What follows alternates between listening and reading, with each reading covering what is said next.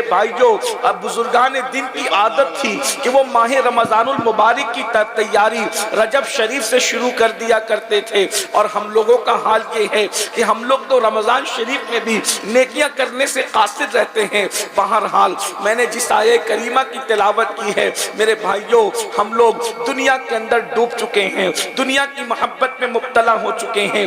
دنیا دنیا ہائے دنیا وائے دنیا، انسان دنیا کے اندر اتنا غرق ہو چکا ہے کہ وہ اللہ کو بھول چکا ہے، وہ آخرت کو بھول چکا ہے۔ ہمارا ذہن یہ بن چکا ہے مولانا کچھ بھی کرو اللہ رحیم و کریم ہے، وہ ہمیں جنت عطا فرمائے گا۔ یہ بات یاد رکھنا کہ کچھ بھی کرو اللہ رحیم و کریم ہے، وہ جنت عطا فرمائے گا۔ یہ ہماری فکر کو شیطان نے اغوا کر لیا ہے، یہ شیطان کا مکر ہے، یہ شیطان کی چال ہے۔ میرے بھائیوں اگر کچھ بھی کرنے پر اللہ جنت دے گا تو اس آیت کا مطلب کیا ہے؟ اللہ ارشاد فرماتا ہے ان الابرار لفی نعیم وان الفجار لفی جہیم، نیکوں کو جنت دیں گے، مجرموں کو جہنم دیں گے۔ میرے بھائیوں اللہ اکبر، میرا اللہ ارشاد فرماتا ہے سلام قولا من رب رحیم وامتازوا اليوم ایھا المجرمون۔ اللہ ارشاد فرماتا ہے قیامت کے دن اللہ سلام کرے گا اپنے بندوں کو، سلامتی نازل کرے گا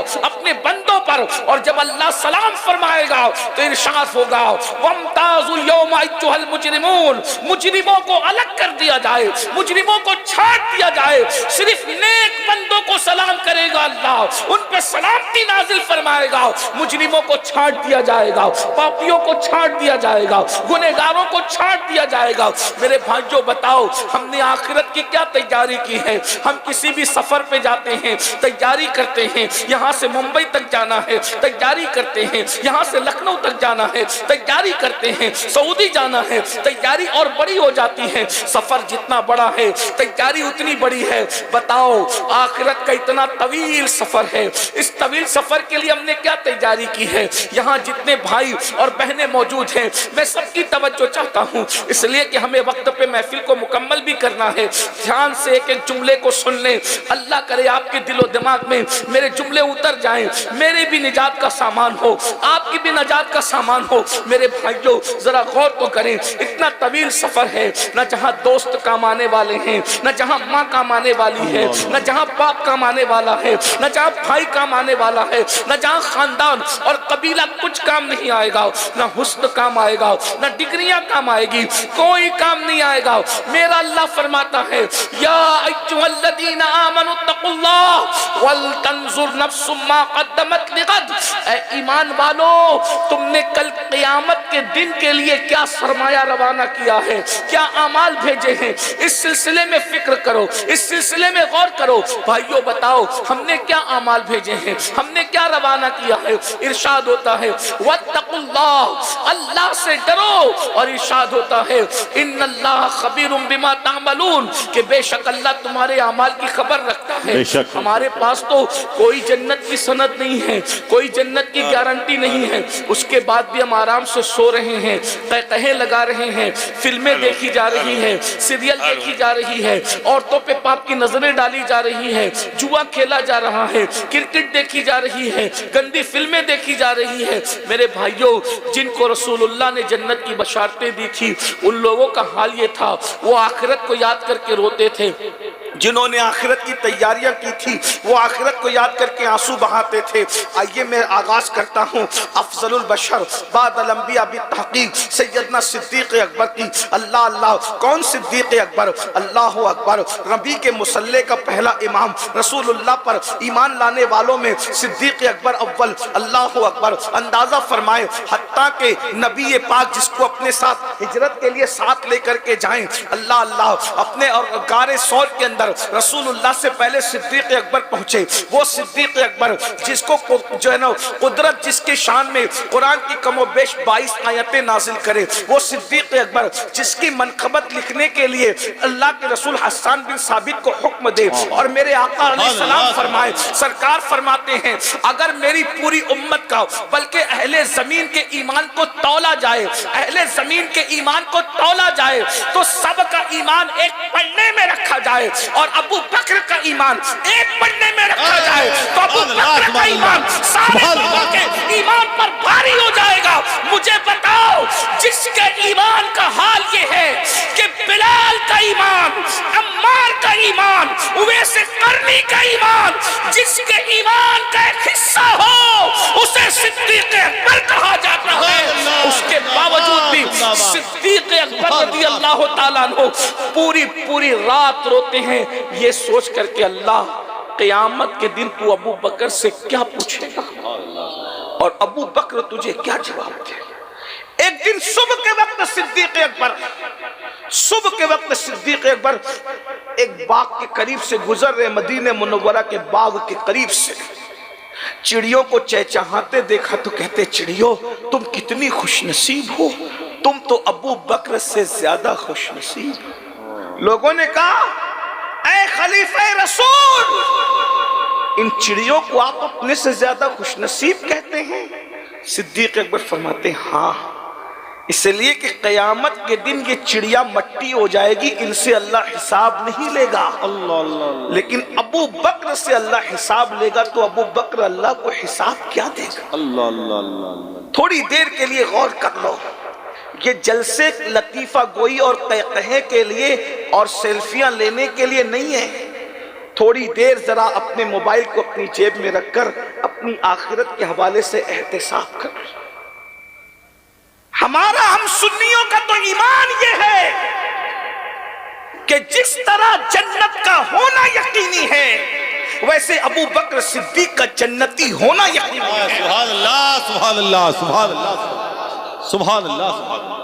بلکہ جنت پیچھے رہ گئی, مقام صدیق آگے ہو گیا. یہ کون پاگل لوگ ہیں جو صدیق اکبر کے جنتی ہونے پر بحث کرتے ہیں؟ ہم نے کہا جنت کو, صدیق کو جنت کی ضرورت نہیں ہے بلکہ جنت کو صدیق اکبر کی تلاش. نعرہ تکبیر, نعرہ رسالت, مسلک اعلی حضرت, عظمت صحابہ کرام. اس کی وجہ یہ ہے کہ جب ماں کے قدموں میں جنت ہے تو رسول اللہ کے قدموں کا عالم کیا ہوگا. صدیق تو آج بھی نبی کے قدموں میں آرام کر رہے ہیں. اللہ اکبر.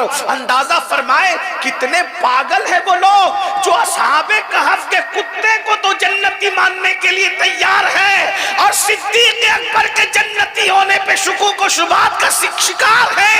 ارے جب وہ اپنا ایمان بچانے کے لیے سو جانے والے عیسیٰ علیہ السلام کی امت کے قدموں میں بیٹھنے والا کتا جنت میں جاتا ہے تو وہ صدیق جو نبی کے قدموں میں 1400 سال سے وفا کے ساتھ سو رہا ہے, اگر وہ جنتی نہیں ہے تو کائنات میں پھر کوئی جنتی نہیں. زندہ باد زندہ باد زندہ باد زندہ باد جواب زندہ باد زندہ باد. کیونکہ جس زبان نے جنت کا پتہ دیا ہے اسی زبان نے صدیق اکبر کے جنتی ہونے کا پتہ دیا ہے. بے شک. اور میرے امام تو کہتے ہیں اللہ اکبر, محبوب رب عرش ہے اس سبز قبہ میں, محبوب رب عرش ہے اس سبز قبہ میں, پہلو میں جلوہ گاہ عتیق و عمر کی ہے اور سعدین کا قران ہے, پہلو ماہ میں جھرمٹ کیے ہیں تارے, تجلی قمر کی ہے. میرے بھائیوں, جس کو نبی پاک نے جنت کی بشارت دی ہے وہ صدیق اکبر کہتے ہیں قیامت میں اللہ مجھ سے جب سوال کرے گا میں اللہ کو کیا جواب دوں گا. ذرا بتاؤ, جس کو رسول پاک جنت کی بشارت دے دیں وہ کہتے ہیں میں اللہ کو کیا جواب دوں گا. ہمارے پاس جنتی ہونے کی سند کیا ہے؟ بہت معذرت کے ساتھ آپ لوگ ناراض ہوتے ہیں کہ یہ بات کیسے کہی جا رہی ہے. میرے بھائیوں, آپ آنکھیں کھولو, یہ فریب میں مت رہو. جمعہ کی 2 رکعت نماز پڑھ کے مسجد سے ایسے بھاگتے ہو جیسے اسکول کی چھٹی ہونے پہ بچے بھاگتے ہیں, پھر کہتے ہو مولانا ہم جنت میں جائیں گے. بتائیے زکوٰۃ پوری ادا نہیں کرتے ہو اور کہتے مولانا ہم جنت میں جائیں گے. اللہ اکبر. نہ غسل آتا ہے, نہ وضو آتا ہے, نہ کلمہ آتا ہے, نہ کلمے کا ترجمہ آتا ہے, نہ ایمان مجمل یاد ہے, نہ ایمان مفصل یاد ہے. کہتے ہم سنی ہیں نا مولانا, ہم جنت میں جائیں گے. میں نے کہا سنی بالکل جنت میں جائے گا، لیکن وہ کیسا سنی ہے جو پوری زندگی مسجد کا دروازہ نہیں دے؟ کیا بات رہی، یہ کون سی سنیت ہے بھئی؟ آپ تو جانتے ہوئے بھئی عقاب تو بہت اونچا اڑتا ہے، عقاب اونچا اڑتا ہے نا، لیکن اگر کوا اپنے آپ کو عقاب کہے تو وہ اونچا نہیں اڑ سکتا۔ عقاب عقاب ہے، عقاب کی کچھ صفت ہے۔ ویسے ہی سنیت صرف نام کا نام نہیں ہے، شہد کا نام زبان پہ جپنے سے زبان میٹھی نہیں ہوتی، لڈو لڈو کہنے سے منہ میٹھا نہیں ہوتا، دواؤں کو جیب میں رکھنے سے شفا نہیں ملتی جب تک کہ آپ اس کو پریکٹیکل نہ کریں۔ مجھے بتاؤ تو صحیح وہ کون سی سنیت ہے میرے بھائی کہ پوری زندگی میں ہفتوں گزر جاتے ہیں، کبھی رسول اللہ کا نام بھی آپ کی زبان پہ نہیں آتا، کبھی کلمہ طیبہ بھی آپ کی زبان پہ نہیں آتا؟ یہ کون سی سنیت ہے؟ سنیت کی ایک تعریف ہے، سنیت کی ایک تعریف ہے، اس کا ایک تعارف ہے، اس کی ڈیفینیشن ہے، اس کا پریچے ہے۔ ارے سنیت کیا ہے؟ اللہ اکبر! گناہ میں ڈوبے ہوئے لوگوں، تم کہتے ہو ہم سنی ہیں، یاد رکھنا گنہگاروں کو میں کافر نہیں کہتا، لیکن سنیت کا جامع تعارف یہ ہے۔ ارے گناہ تو اپنی جگہ، پاپ تو اپنی جگہ، امام کہتے ہیں انہیں جانا یہ سنیت ہے، انہیں جانا انہیں مانا، نہ رکھا غیر سے کام، نہ رکھا غیر سے کام۔ للہ الحمد میں دنیا سے مسلمان مان گیا، زندہ باد زندہ باد، سبحان اللہ۔ غیرت عشق رسول تو یہ ہے، نہ رکھا غیر سے کام، کسی سے کام نہیں رکھا۔ اب مجھے بتاؤ پھر جو زنا سے کام رکھے، جو شراب سے کام رکھے، جو جوئے سے کام رکھے، جو حرام سے کام رکھے، بتائیے اپنے موبائل کے اندر کیا کیا دبا دبا کر اور چھپا کر کے رکھا ہے۔ سنی تو وہ ہے جو غیر سے کام نہیں رکھتا، کسی غیر سے کام نہیں رکھتا۔ بولے بہت بڑا علامہ ہے، تھانہ بھون میں رہتا ہے، تو کہا ہمیں کوئی کام نہیں، علامہ اپنے گھر کا ہوگا، یار کا نہیں تو ہمارا نہیں، ہم کیا جانے۔ اللہ اکبر! اندازہ فرمائے نہ رکھا غیر سے کام۔ عاشق تو غیر سے کام نہیں رکھتا، اور ہم لوگ استغفر اللہ، کون سا وہ گناہ ہے جو ہماری زندگی میں نہیں؟ داڑیاں منڈا کر گٹروں میں پھکوا کر رسول اللہ کے دل کو اذیت پہنچاتے ہو۔ کون سی عاشق رسول ہو؟ یقیناً عاشقوں کے لیے جنت ہے، مگر کوئی عاشق بن تو جائے۔ اللہ اللہ! یہ صدیق اکبر ہے، صدیق اکبر رضی اللہ تعالیٰ کہتے ہیں ابو بکر سے پوچھا جائے گا میں اللہ کو کیا جواب دوں گا؟ اور اس کے بعد یہ صدیق اکبر اور صدیق اکبر ایک جملہ کہا کرتے تھے، کاش میں ایک پرندہ ہوتا۔ یہ ان لوگوں کا خوف ہے قیامت کے لیے، کاش میں ایک پرندہ ہوتا، مجھے ذبح کر کے لوگ کھا جاتے اور بھلا دیا جاتا، میں بھولا بسرا ہو جاتا، تاکہ قیامت کے دن اللہ کی بارگاہ میں جواب دینے سے بچ جاتا۔ یہ صدیق اکبر آخرت کو سوچ رہے ہیں، اور فاروق اعظم ایک تنکا اٹھا کر کہتے ہیں کاش میں ایک تنکا ہوتا اور میں پیدا نہ کیا جاتا انسان کے شکل میں، تاکہ میں قیامت میں جواب دینے سے بچ جاتا۔ ایک مقام پر کہتے ہیں کاش کہ میں درخت ہوتا اور میں کاٹ دیا جاتا اور لوگ مجھے جلا کر میرا قصہ ختم کر دیتے، تاکہ اللہ کی بارگاہ میں جواب دینے سے بچ جاتا۔ بھائیو، اللہ کی بارگاہ میں جواب دینا کوئی آسان سی چیز تو نہیں ہے نا، کوئی آسان سی بات تو نہیں۔ ایک بات میں آپ کو بتاؤں، ایک حدیث رکھتا ہوں، حالانکہ ٹائم کی قلت ہے لیکن مختصر میں رکھتا ہوں، آپ کو احساس ہوگا اللہ کی بارگاہ میں جواب دینے کے تصور سے صحابہ اور اولیاء نہیں، صرف انبیاء بھی لرزہ برندہ۔ اللہ اللہ اللہ اللہ، ذرا دھیان سے سننا بہنوں کی، اگر یہاں یہ لیڈیز مدرسہ ہے، عورتوں کا بچیوں کا مدرسہ ہے، اور خواتین بھی ہوں گی، جی ہاں، ان کی بھی توجہ چاہتا ہوں۔ عورتیں بہت بے باک ہیں آج کل، یہاں کی نہیں ہے لیکن دنیا میں ایسا ہو رہا ہے کہ پردے کی کوئی پابندی نہیں، مردوں کے ساتھ فون پر لمبی لمبی گفتگو ہے، پتلے پتلے لباس ہے۔ اس دور کے لیے رسول اللہ نے فرمایا کہ میں نے ابھی تک ایسی عورتیں تو نہیں دیکھا اپنے دور میں، لیکن جہنم میں میں نے ایسی عورتوں کو دیکھا کہ جو کپڑا پہن کر بھی ننگی تھی، اور ان کو ننگا جہنم کے اندر لٹکایا گیا تھا۔ صحابہ کرام نے پوچھا حضور یہ کپڑا پہن کے کوئی ننگا کیسے رہ سکتا ہے؟ تو حضور علیہ السلام فرماتے انہوں نے اتنے پتلے اور باریک لباس پہنے تھے دنیا میں کہ لباس کے بعد بھی لباس کا مقصد حل نہیں۔ جو بچیاں عالمہ بن رہی ہیں میں ان سے گزارش کرتا ہوں، اگر علم کے بعد عمل نہیں ہے تو بغیر پھل کے درختوں کی طرح ہے۔ اچھی طرح یاد رکھ، जिस दरख्त में फल नहीं वो दरख्त बांझ है, और जिस पे फल नहीं आते फिर वो जलाने के काबिल काट के जला दिया जाता है। ये मत समझना कि मदरसे की सनद हासिल करने के बाद हमारे अंदर सुर्खात के पर लग जाएंगे। याद रखना, मदरसे की सनद पढ़ा लिखा बनाती है, आलिम नहीं बनाती। आलिम खशियत रब्बानी बनाया करता है। अल्लाह इरशाद फरमाता है, इन्नमा यख्शल्लाह मिन इबादिहिल उलमा, अल्लाह के बंदों में अल्लाह से डरने वाले इल्म वाले हैं। अगर आपके पास सनद है और खौफ खुदा नहीं है, आप पढ़े लिखे तो हैं लेकिन आप आलिम नहीं हैं। आलिम खुदा की नजर में वही है जिसके दिल में खशियत रब्बानी है, और जब दिल में अल्लाह का खौफ आता है तो कदम अल्लाह की मर्जी के खिलाफ नहीं उठता। दुनिया को हम दो हिस्सों में तकसीम करते हैं, एक सनद याफ्ता लोगों को पढ़ा लिखा कहते हैं और एक को आलिम कहते हैं। पढ़े लिखे और आलिम में फर्क क्या है? पढ़े लिखे के पास डिग्री होती है और आलिम के पास अल्लाह का खौफ होता है, खशियत रब्बानी होती है। याद रखना, अब आप देखें एक बंदा वो भी है सहारनपुर के करीब, बहुत बड़ा आलिम, लोग उसको कहते हैं हकीमुल उम्मत कहते हैं, हम उसको पढ़ा लिखा कहते हैं, कुरान की इस्तिलाह में आलिम नहीं कहते। अगर आलिम होता तो नबी की बेअदबी क्यों करता? क्या बात रही आलिम तो पड़ोसी की हक तलफी नहीं करता, आलिम नबी की हक तलफी कैसे कर सकता है? आलिम तो पड़ोसी को गाली नहीं दे सकता, अपनी बीवी को गाली नहीं दे। अरे आलिम तो चूटी, शैतान और खटमल को भी गाली नहीं दे सकता, क्योंकि रसूलुल्लाह ने फरमाया कि खटमल को भी गाली मत दो, पिस्सू को भी गाली मत दो, हत्ता के फरमाया शैतान को भी गाली मत दो। शैतान खबीस है, मगर उसकी वजह से तुम मोमिन अपनी जबान को गंदा न करे, क्योंकि शैतान है, तुम तो मोमिन हो, तुम तो इंसान हो। शैतान की वजह से अपनी जबान को, तो जब शैतान को मोमिन गाली नहीं देता तो जिसके दिल में अल्लाह का खौफ है वो नबी को कैसे गाली दे सकता है? देखो, ये पढ़े लिखे की जबान है सनद याफ्ता की, कि वो नबी को बड़ा भाई कह रहा है, गांव का चौधरी कह रहा है, और आलिम जिसके दिल में अल्लाह का खौफ है उसकी बोली ये है कि तू बड़ा भैया कह के नबी को गाली देता है जालिम। जब बाप बड़ा भैया नहीं हो सकता आदम का बेटा होने की वजह से, तो नबी बड़ा भैया कैसे हो सकता है? वो पढ़ा लिखा सनद याफ्ता कह रहा है बड़ा भैया गांव का चौधरी, और जो आलिम है जिसके दिल में अल्लाह का खौफ है वो कहता है बड़ा भैया चौधरी नहीं, सरवर कहूं कि मालिक को मौला कहूं तुझे, जिंदाबाद कहूं कि मालिक को मौला कहूं तुझे, बागे खलील का गुले ज़ैबा कहूं तुझे, हिरमा नसीब हूं तुझे उम्मीद के कहूं, हिरमा नसीब हूं तुझे उम्मीद के कहूं, मुराद नहीं जाने मुराद, काने तमन्ना कहूं तुझे, जाने मुराद काने तमन्ना कहूं तुझे।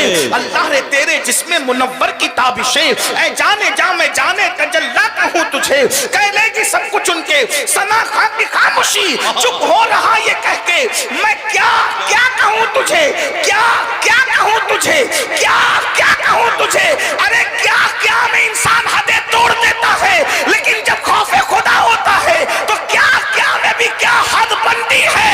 लेकिन रज़ा ने खत्म सुखन इसने कर दिया, खालिक का बंदा खल्क का आका।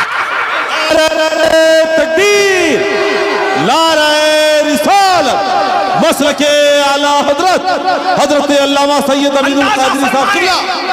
अल्लाह का खौफ होना जरूरी है। मैं कौम की बेटियों से, बच्चियों से कहता हूं कि अपने दिल में अल्लाह का खौफ और खशियत ऐसे पैदा करो कि लोग ये कहें कि अपनी बहू बनाना है तो किसी आलिमा को बनाएंगे, क्योंकि ये सास की हक तलफी नहीं करती, ये देवरानियों की हक तलफी नहीं करती, ये जिठानियों की हक तलफी नहीं करती, ये बच्चों के हुकूक अदा करती है, बच्चों को की अच्छी तरबियत करती है। मेरी बहनों, मैं आपसे तवज्जो चाहता हूँ, याद रखना अल्लाह का खौफ ज़रूरी है, खुदा की खशियत ज़रूरी है। बात दूर ना निकल जाए, मैं अपने उन्वान की तरफ आ जाता हूँ। मेरे आका सल्लल्लाहु अलैहि वसल्लम के प्यारे दीवानों, देखो अल्लाह को जवाब देने का तसव्वुर क्या है।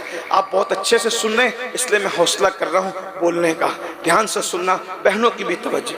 आजकल लोग कहते हैं बच्चियां मुर्तद हो रही है गुर्बत की वजह से, भूख की वजह से, जल्दी शादी होने न होने की वजह से। मैं कहता हूँ ये सब चीज़ें नहीं हैं, तरबियत का फुकदान है, इल्म का फुकदान है, इसलिए ऐसा हो रहा है। वरना आज जितनी गुर्बत है इससे ज़्यादा गुर्बत पहले थी। और मैं किसकी गुर्बत का जिक्र करूं, सबको छोड़ो। कायनात का सबसे मालदार, سب سے بڑا انسان دولت کے اعتبار سے جو ہے وہ ہمارے عقیدے میں اللہ کے رسول علیہ السلام کی ذات ہے. ان سے پہلے نہ اتنا مالدار کوئی ہوا، نہ ان کے بعد اب قیامت تک کوئی ہو سکتا ہے. اس کی دلیل میرے امام کتنے خوبصورت انداز میں کہتے، کیونکہ غوث و خواجہ و رضا آپ نے کانفرنس رکھی ہے، تو میں چونکہ اب میرا عنوان ہے اصلاح معاشرہ ہی، میں چاہتا ہوں کہ اپنی قوم کو کچھ بات دے کر کے اپنی بھی اصلاح کروں، اور ساتھ جو ٹاپک آپ نے دیا اس کو بھی ساتھ ساتھ لے لوں. امام کہتے ہیں نبی کتنے مالدار ہے، کہتے ہیں کریم ایسا ملا کہ جس کے، نبی کتنے مالدار ہیں، کریم ایسا ملا کہ جس کے کھلے ہیں ہاتھ اور بھرے خزانے، خزانے بھرے ہوئے ان کے. کریم ایسا ملا کہ جس کے کھلے ہیں ہاتھ اور بھرے خزانے، بتاؤ اے مفلسوں کے پھر کیوں تمہارا دل اضطراب میں. اور ایک مقام پر فرماتے ہیں مالک کونین ہے. توجہ ہے آپ کی، موبائل والے بھائیو آپ کی توجہ ہے. ہاں بیان ریکارڈ ہو رہا ہے، آپ کو بعد میں مل جائے گا. آپ جب ریکارڈ کرتے ہیں تو پوری توجہ ریکارڈنگ کی طرف ہوتی ہے، تقریر کی طرف نہیں ہوتی. آپ میں سے اکثر لوگ سن رہے ہیں ماشاءاللہ. میں بات آگے بڑھاؤں نا. امام کیا کہہ رہے ہیں؟ کہتے ہیں اللہ اکبر، مالک کونین ہے گو پاس کچھ رکھتے نہیں. مالک کونین ہے گو پاس کچھ رکھتے نہیں، دو جہاں کی نعمتیں ہیں ان کے خالی ہاتھ میں. زندہ باد زندہ باد. بھئی خالی ہاتھ تو ایک محاورہ بھی ہے نا. خالی ہاتھ کیا کہتے ہیں؟ ہم بولتے ہیں نا، بلکہ ہم تو لغت کے اعتبار سے بھی کبھی کبھی بات کرتے ہیں نا. کہتے ہیں، کیا کہتے ہیں؟ ارے جامعہ معینیہ میں گئے تو اتنا اچھا جلسہ تھا، اتنا اچھا جلسہ تھا، اتنا اچھا جلسہ تھا کہ خالی ان کے سوا اتنا اچھا جلسہ کسی نے نہیں کیا. خالی کا مطلب کیا ہوا؟ صرف صرف صرف امسال خالی جامعہ معینیہ کا جلسہ بہت زیادہ اچھا رہا. یعنی اسی طریقے سے کہتے ہیں ارے بھائی وہ اتنا خوبصورت ہے، اتنا کہ خالی اس کے سوا اتنا خوبصورت کوئی ہے ہی نہیں.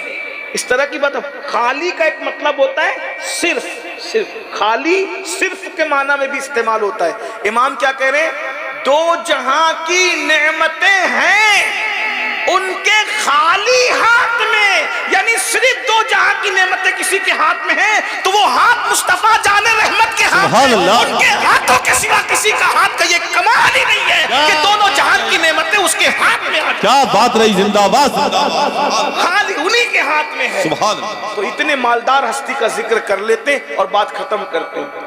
ہمیں جواب دہی کا تصور ختم ہو گیا. راتیں عیاشیوں میں گزر رہی ہے، آوارگی میں گزر رہی ہے، حسن کا مس یوز ہے، دولت کا مس یوز ہے، جوانی کا مس یوز ہے. امام منذری رحمت اللہ علیہ ایک روایت لکھتے ہیں جس کو اپنے الفاظ کے جامع میں آپ کے سامنے رکھتا ہوں. بہنوں کی خاص توجہ.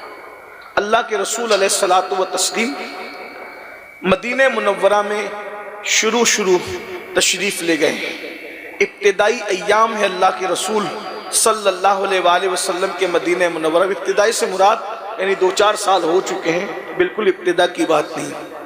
ایسے میں ہوا یہ ہے میرے بھائیوں کہ اللہ کے رسول علیہ الصلوۃ والتسلیم نے دیکھا کہ دوپہر کی بالکل کڑکتی ہوئی اور چلچلاتی ہوئی دھوپ میں سیدنا صدیق اکبر فاروق اعظم دھوپ میں کھڑے رہ ہو کر کوئی بات کر رہے ہیں، آپس میں ڈسکس کر رہے ہیں. اتنے میں اللہ کے رسول صلی اللہ علیہ وآلہ وسلم گھر سے باہر آئے اور دونوں کو سلام کیا. جب سلام کیا تو دونوں یاروں نے سرکار سے اس کے ہمارے ماں باپ آپ پہ قربان میرے آقا، اس چلچلاتی دھوپ میں کیا کام آ گیا، آپ اتنی دھوپ میں گھر سے باہر آئے. تو اللہ کے رسول علیہ السلام نے فرمایا تم لوگ اس دھوپ میں کیا کر رہے ہو؟ تو دونوں نے عرض کیا ہمارے ماں باپ آپ پہ قربان، حضور ہمارے گھر میں کئی دن سے 3 دن 4 دن 5 دن جو بھی کہا چولہا نہیں جلا اور اب بھوک برداشت کے باہر ہے. تو میں دھوپ میں نکلا تھا کہ کھانا کھا لوں گا کسی کے گھر جا کے. تو بھائی عمر بھی مل گئے اور ان کا بھی یہی دکھ ہے کہ ان کے گھر میں بھی کئی دن سے چولہا نہیں جلا. تو چاہتے تھے کہ کسی کے گھر جا کے کھائیں. حضور ہمیں بھوک باہر لائی ہے لیکن حضور آپ کس وجہ سے باہر آئے ہیں؟ تو میرے آقا علیہ السلام نے فرمایا جو بھوک تمہیں باہر لائی ہے وہی بھوک اللہ کے رسول کو بھی باہر لائی ہیں، 1 مہینہ ہو گیا ہے میرے گھر میں چولہا نہیں جلا۔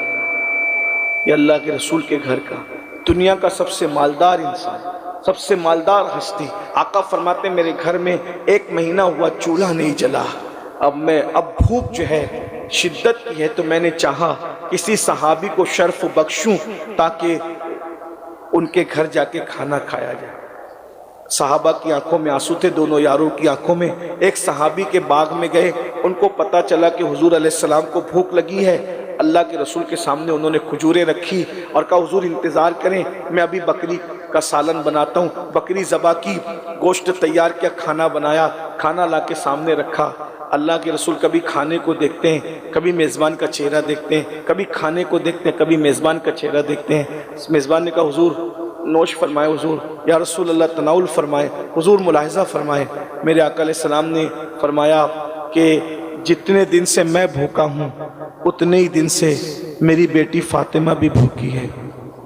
کھانا دیکھ کر مجھے میری بیٹی فاطمہ کی یاد آ گئی ہے کہ فاطمہ کو بھوک لگی ہوگی اور میں کھا لوں۔ اگر آپ اجازت دیں تو میں بیٹی فاطمہ کے گھر کھانا پہنچا دوں۔ اور اس کے بعد پھر کیا ہوا، انہوں نے کہا یا رسول اللہ ہم بھی آپ کے ہیں اور یہ کھانا بھی آپ کا ہے، حضور آپ جس کو چاہیں عطا کر دیں۔ حضور علیہ السلام نے روٹی لی اور چند بوٹیاں اس پہ رکھی، اور رکھنے کے بعد صحابہ سے فرمایا لے جاؤ اور میری بیٹی فاطمہ کو یہ کھانا پیش کرو کہ تمہارے بابا کھا رہے ہیں، اب تم بھی کھا لو۔ اس اتنے میں اللہ کے رسول نے کھانا کھا لیا۔ اب دھیان سے سننا، غور سے سننا، 1 مہینے کے بعد اللہ کے رسول علیہ السلام نے 1 مہینے کے بعد گوشت کا سالن اور جو کی روٹی تازہ کھانا کھایا، اور جب کھانے سے اللہ کے رسول فارغ ہوئے تو حضور رو پڑے۔ جب بھوک لگی تھی تب آنکھ میں آنسو نہیں تھے، جب 1 مہینے سے چولہا نہیں جلا تھا تب آنکھ میں آنسو نہیں تھے۔ اب اللہ کے رسول صلی اللہ علیہ وآلہ وسلم کھانا کھانے کے بعد رو رہے ہیں۔ صحابہ کرام نے پوچھا یا رسول اللہ کیوں رو رہے ہیں، رونے کی وجہ کیا ہے؟ تو کون میرے بھائیوں، کون؟ امام منذری لکھ رہے ہیں، حدیث پاک ہے، شافع یوم النشور، مالک جنت، مالک کونین، جس کے اشارے ابرو پر ہم جیسے پاپی اور مجرموں کو بخشا جائے گا، جس کا فرمان ہے شفاعتی لأہل الکبائر من امتی، ہمارا عقیدہ ہے فقط اتنا سبب ہے انعقاد بزم محشر کا کہ ان کی شان محبوبی دکھائی جانے والی ہے۔ پیٹ بھر کے رسول اللہ نے کھانا کھایا، بلکہ پیٹ بھر کے تو میری زبان سے نکلا، اللہ کے رسول نے کھانا کھایا، اور کھانا کھانے کے بعد اللہ کے رسول کی آنکھوں میں آنسو تھے۔ صحابہ نے پوچھا حضور کیوں رو رہے ہیں؟ تو میرے آقا فرماتے ہیں اتنا لذیذ کھانا میں نے کھایا ہے، توجہ، اتنا لذیذ کھانا میں نے کھایا ہے، مجھے قیامت کا منظر یاد آ گیا کہ اس کھانے کا حساب اگر قیامت کے دن اللہ مجھ سے لے گا تو میں اللہ کو کیا جواب دوں گا۔ حالانکہ حضور کا حساب نہیں ہونا ہے، لیکن یہ تعلیم امت کے لیے، ان کی شان بتانے کے لیے تو محشر ہوگا، ان کے بارے میں پوچھنے کی، ان کی وفا کے بارے میں پوچھنے کے لیے تو محشر ہوگا۔ میرے بھائیوں مگر اللہ کے رسول 1 مہینے کے بعد گوشت کا سالن اور جو کی روٹی کھا رہے ہیں، تو فرماتے ہیں کہ اللہ اگر اس کھانے کے بارے میں مجھ سے پوچھے گا تو میں کیا جواب دوں گا؟ یہ سید العالمین تعلیم امت کے لیے، ہم تو ایک دن میں 4 بار پیٹ بھر کے کھاتے ہیں بھائی، آپ مجھے بتائیں ہم اللہ کو کیا جواب دیں؟ اور وہ بھی کھا کے پاپ کر رہے ہیں، کھا کے جرائم کر رہے ہیں، کھا کے گناہ کر رہے ہیں، اور اس کے بعد کیا سوچتے ہیں؟ ارے مولانا جو ہوگا دیکھا جائے گا، کیا کہتے ہیں؟ جو ہوگا دیکھا جائے گا۔ اور ہمارے شاعر لوگ بھی کہتے ہیں کہ جو ہوگا دیکھا جائے گا۔ بس میں آخری بات ایک حدیث پڑھ کے ختم کرنے لگا ہوں، آخری حدیث پڑھتا ہوں۔ کیا دیکھو گے وہاں جسے میدان محشر کہتے ہیں؟ کیا دیکھو گے؟ ایک حدیث دیکھیے، شاعری کی دنیا الگ ہے اور قرآن اور حدیث کی دنیا الگ ہے۔ کیا بات ہے! شاعری کی دنیا کا وہ اعتبار نہیں ہے جو قرآن اور حدیث کی دنیا کا۔ ہاں اگرچہ اشعار قرآن اور حدیث کی روشنی میں لکھے گئے تو بات الگ ہے۔ جیسے ہمارے امام سبحان اللہ، شعر بھی لکھا تو کوئی نہ کوئی آیت کی ترجمانی کی، کسی حدیث کی تشریح بیان کی، لیکن وہ امام جب شعر لکھتے ہیں تو کیوں کیا کہتے کریم اپنے کرم کا صدقہ. 108 علوم و فنون کا ماہر مجدد، 1200 سے زائد کتاب لکھنے والی ہستی، اس کا آخرت کے حوالے سے کیا نظریہ؟ کہتے کریم اپنے کرم کا صدقہ لئیم بے قدر کو نہ شرما. تو اور رضا سے حساب لینا، رضا بھی کوئی حساب میں ہے. اور کہتے صدقہ پیارے کی حیا کا نہ لے مجھ سے حساب، صدقہ پیارے کی حیا کا نہ لے مجھ سے حساب. بخش بے پوچھے لجائے کو لجانا کیا ہے. یہاں تو کوئی بھائی غسل اور وضو درست نہیں اپنا اور جنت کے ٹھیکیدار بن بیٹھے. مجموع الزوائد کی روایت ہے، اللہ کے رسول علیہ السلام فرماتے ہیں کہ جو اپنے آپ کو قطعی اور یقینی جنتی تصور کرے، اللہ کے رسول فرما رہے، اللہ کے رسول صلی اللہ علیہ وآلہ وسلم فرماتے ہیں، مجموع الزوائد کی سن لے. بس اب بات آخری چل رہی ہے، میری بات سن لیں، آپس میں بات نہ کریں. ایک بار درود شریف پڑھنے سب لوگ. رب صلی وسلم دائما ابدا علی حبیبک خیر الخلق کلہم صلاۃ و سلام علیک یا سیدی یا جد الحسن والحسین وعلی آلک و اصحابک یا جد الغوث الثقلین. تو ایک ہی روایت پڑھ رہا ہوں، تھوڑی تشریح کے ساتھ اس کو سنیں، میری بات پوری ہو جائے گی. مائک پر توجہ نہ دیں، جتنا مجمع ہے اتنی آواز تو آ ہی رہی ہے، پھر آپ کو پریشان ہونے کی ضرورت نہیں. ایک بار پھر درود شریف پڑھ لیں آپ. رب صلی وسلم دائما ابدا علی حبیبک خیر الخلق کلہم صلاۃ و سلام علیک یا سیدی یا رسول اللہ صلاۃ و جد الحسن والحسین. تو عرض یہ کر رہا تھا کہ قیامت کا جو دن ہوگا نا، وہ دن نہ کسی کی دادا گیری چلے گی نہ بابا. سچ ہے.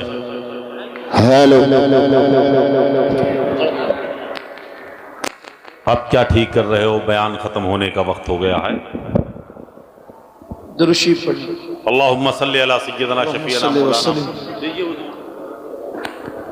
وزد و بارک علی سیدنا مولانا محمد معدن الجود والکرم وآلہ وصحبہ صلاۃ و سلام علیک یا رسول اللہ صلی اللہ علیہ وآلہ وسلم. جو قیامت کا دن ہے، اس دن اللہ غیرت والا فرماتا ہے فَيَغْفِرُ مَن يَشَاءُ، جس کو چاہیں گے بخشیں. دھیان دینا، جس کو چاہیں گے بخشیں. اب یہاں نام نہیں کہ امین القادری کو بخشیں گے، فلاں کو بخشیں گے، نام نہیں. روزی کا وعدہ سب سے ہے، مغفرت کا وعدہ سب سے نہیں. چند خوش نصیب ہے جن سے مغفرت کا وعدہ ہے، باقی کسی سے مغفرت کا وعدہ نہیں. جس روزی کا وعدہ ہے اس کے لیے ہم منتیں مانگتے ہیں، جو روزی ملنا ہی ہے. اور جس مغفرت کا وعدہ نہیں ہے اس کے لیے کوئی محنت نہیں ہے.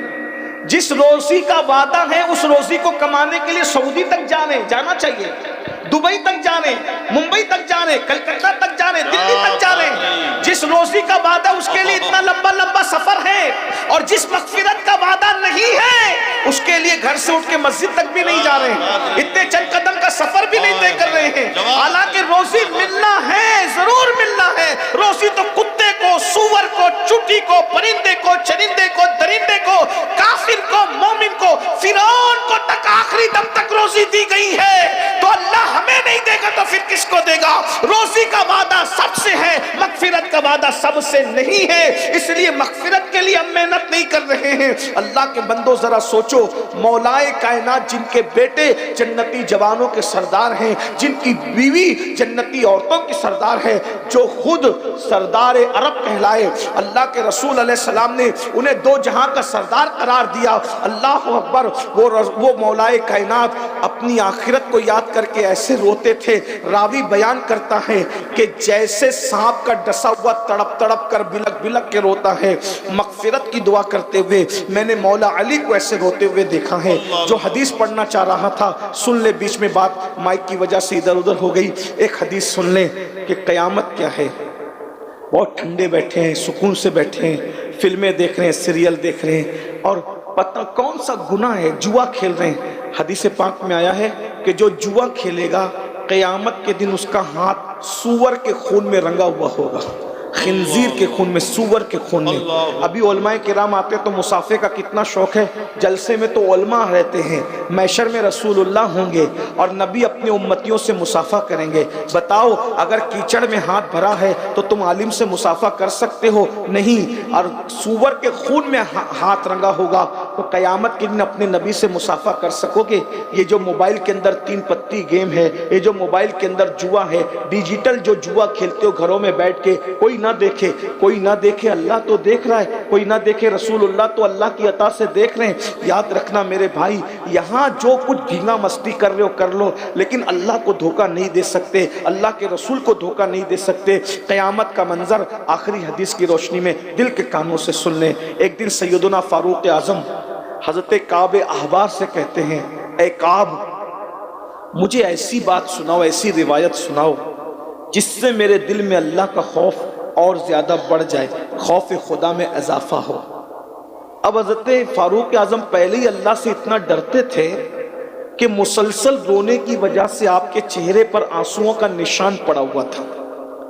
और फारूक, अच्छा आज कुछ लोग मजाक उड़ा, जब अल्लाह के खौफ पे कोई तकरीर करता है तो कुछ लोग मजाक उड़ाते हैं कि ये लोग क्या कौम को डराते हैं, क्या रसूलुल्लाह शाफ़ी यौमुन नुशूर नहीं, क्या अल्लाह रहीम व करीम नहीं, कौम को इतना मत डराओ, कौम को मायूस मत करो। मेरे भाई, फारूक आज़म पहले अल्लाह से इतना डरते हैं कि रोने की वजह से चेहरे पे आंसुओं का निशान पड़ा है। और अब हजरत काब जो ताबई हैं और जो तौरात, इंजील और ज़बूर के आलिम हैं, उनको कह रहे कि मुझे ऐसी बातें सुनाओ जिससे मेरे दिल में अल्लाह का डर मजीद पैदा हो।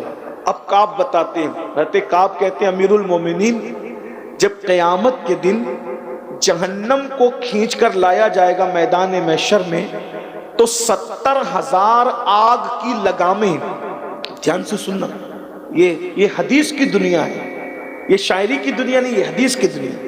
अमीरुल मोमिनीन के सामने काबे अहबार कहते हैं, अमीरुल मोमिनीन, जब क़यामत के दिन जहन्नम को मैदान महशर में लाया जाएगा तो उसके मुंह में 70,000 लगामें डालकर, और हर लगाम को 70,000 फरिश्ते खींच करके ला रहे होंगे। जब पहली मर्तबा जहन्नम सांस लेगा और जहन्नम की शरारें ऊपर को उठेगी तो महशर में जितने लोग होंगे सब वो एक टीले पर जमा हो जाएंगे।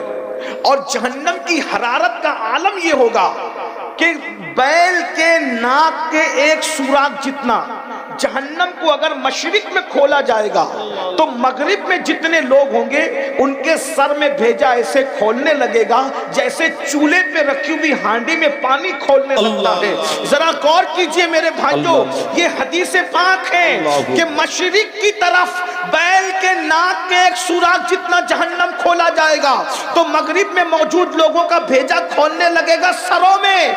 जब मगरिब में खड़े हुए लोगों का ये हाल होगा तो जिसको पूरा उठाकर जहन्नम में डाल दिया जाएगा उसका क्या बनेगा, उसकी हड्डी पिछलियों का क्या होगा। जिस जहन्नम के अंदर पहाड़ भी पिघल जाएंगे वहां हमारी हड्डी पिछलियों का क्या होगा। और सुन लो, तुम्हारे मेरे सच्चे रसूल ने फरमाया कि जो जानबूझकर नमाजों को तर्क करते हैं, नमाजों को छोड़ते हैं, उनको जहन्नम के अंदर वादिये हबहब में डाला जाएगा, वादिये लमलम में डाला जाएगा। ये वादिये हबहब और वादिये लमलम इतनी खतरनाक वादी है कि जहन्नम भी एक दिन में 36 मरतबा इस वादी से पनाह मांगता। नबी की बात पर यकीन है तो जरा सोचो, एक वक्त की नमाज के लिए सिर्फ 10 मिनट का टाइम लगता है। कितने मेरे भाई हैं कई घंटों से यहाँ बैठे होंगे, ज़ोहर पढ़ के नहीं आए और जाके असर भी नहीं पढ़ना है। दीन सुनने के लिए तो जमा होते हो, दीन पर अमल करने के लिए जमा नहीं होते। ये क़यामत की निशानियों में से निशानी है कि लोग दीन सुनने जमा होंगे, दीन पर अमल करने जमा नहीं होंगे। अपने आप पे रहम कर लो मेरे भाई। 10 मिनट का वक्त लगता है एक वक्त की नमाज के लिए, 5 वक्त की नमाज के लिए सिर्फ 50 मिनट का टाइम लगता है। सोचो तो सही, मशरिक में खोला जाए जहन्नम, कितना बैल के नाक के एक सुराख जितना मगरिब के लोगों का भेजा खोलने लगे। अपने आप पे रहम तो कर लो। इतना ही नहीं, अमीरुल मोमिनीन सुनकर ज़ारो कतार रोने लगे। हमारे भाई तो अजाब सुनकर ہنستے ہیں۔ امیر المومنین جن کو جنت کی بشارت رسول اللہ نے دی ہے رونے لگے۔ اتنے میں پھر کعب نے کہا امیر المومنین اسی پہ بس نہیں، جب دوسری مرتبہ جہنم سانس لے گا اور اس کے شرارے اٹھیں گے تو لوگوں کے دل سینے سے نکل کر حلق میں اٹک جائیں گے۔ یہ پورے محشر کا نقشہ ہے بھائی، نیک بد پرہیزگار غیر پرہیزگار ابھی کوئی فرق نہیں، یہ محشر کا نقشہ، یہ بھی محشر ہے۔ محشر اس کو کہتے ہیں، ہم کہتے ہیں جو ہوگا دیکھا جائے گا۔ ہیں کیا دیکھو گے وہاں؟ ذرا غور کرو، مچھلی کا کانٹا حلق میں پھنسے تو کیا کیفیت ہوتی ہے؟ روٹی کا ہے، پاؤں افگار ہے، کیا ہونا ہے تیرے بیمار کو میرے عیسیٰ، غش لگاتار ہے، کیا ہونا ہے دور جانا ہے رہا دن تھوڑا، دور جانا ہے رہا دن تھوڑا، کوش تیار ہے، کیا ہونا ہے دل ہمیں تم سے لگانا ہی نہ تھا، اب سفر بار ہے، کیا ہونا ہے کل وہاں دید کا دن اور یہاں آنکھ بیکار ہے، کیا ہونا ہے سب سے چھپ کے کیے جس کے گناہ وہ خبردار ہے، کیا ہونا ہے ان کو رحم آئے تو آئے ورنہ وہ کڑی مار ہے، کیا ہونا ہے کیوں رضا کڑتے ہو ہنستے اٹھو، کیوں رضا کڑتے ہو ہنستے اٹھو، جب وہ غفار ہے کیا ہونا ہے، جب وہ غفار ہے کیا ہونا ہے۔ آج کی یہ خوبصورت محفل دارالعلوم اہل سنت معینیہ جو نسواں کے حوالے سے جاری و ساری ہے، اس کے سالانہ اجلاس کے موقع پر انعقاد پذیر ہے۔ اللہ تبارک و تعالی ہم سب کی حاضری کو قبول فرمائے۔ آمین۔ میں اپنی جانب سے جامعہ معینیہ کے جملہ اساتذہ اور منتظمین کو اور معاونین کو ہدیہ تبریک پیش کرتا ہوں اور دعا کرتا ہوں کہ اللہ تبارک و تعالی اس ادارے کو دن 11ویں رات 12ویں ترقی عطا فرمائے۔ آمین۔ ہمارے ملک میں ہی نہیں بلکہ پوری دنیا میں بچیوں کے اچھے اداروں کی بہت ضرورت ہے۔ اس کی وجہ یہ ہے کہ مردوں کو بھی علم کی ضرورت ہے اور عورتوں کو بھی علم کی ضرورت ہے، لیکن مرد کے پڑھنے میں اور عورت کے پڑھنے میں اتنا فرق ہے کہ مرد نے پڑھا، فرد نے پڑھا، عورت نے پڑھا، پورے معاشرے نے پڑھا۔ اگر مرد پڑھ لیتا ہے تو مذہب اور دین گھر تک رہتا ہے، اور عورت پڑھ لیتی ہے تو مذہب اور دین نسلوں میں منتقل ہوتا ہے۔